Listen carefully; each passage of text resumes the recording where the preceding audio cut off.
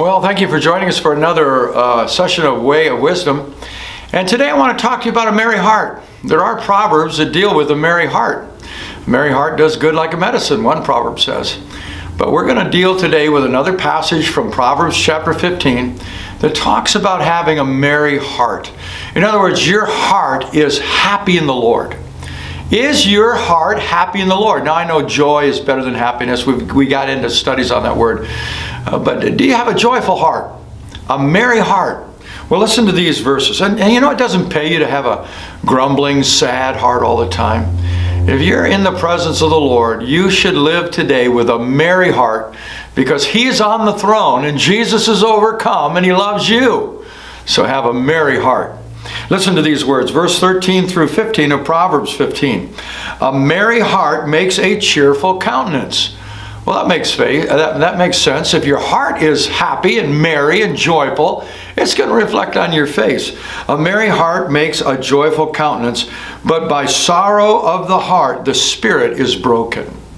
So there's a danger in allowing your heart to be sorrowful for too long.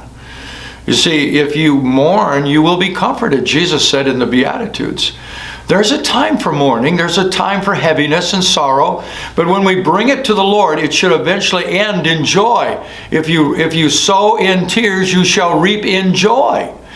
And so he says here, the heart of him who, that's verse 14, but verse 13, a merry heart makes a cheerful countenance, but by sorrow of the heart, the spirit is broken. Don't let your spirit be broken today.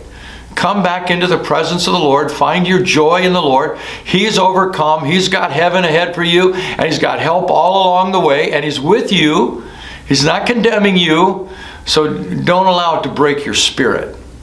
And then he goes on here in verse 14. The heart of him who has understanding seeks knowledge, but the mouth of fools feeds on foolishness.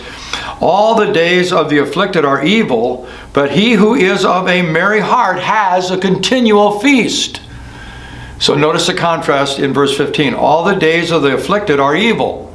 In other words, if you're walking without God and you're going through a trial and you don't have a merry heart, well, that's just like, walking in the valley all the time. And it puts it this way, the days of the afflicted are evil. But he who is of a merry heart has a continual feast.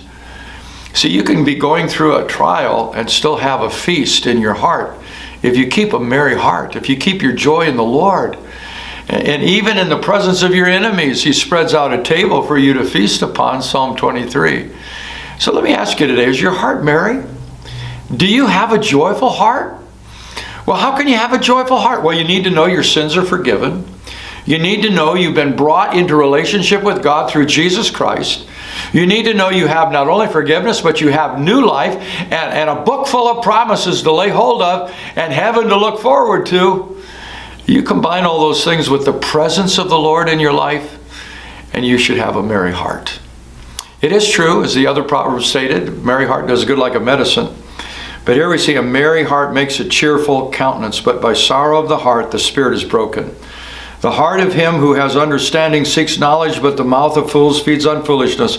All the days of the afflicted are evil, but he who is of a merry heart has a continual feast.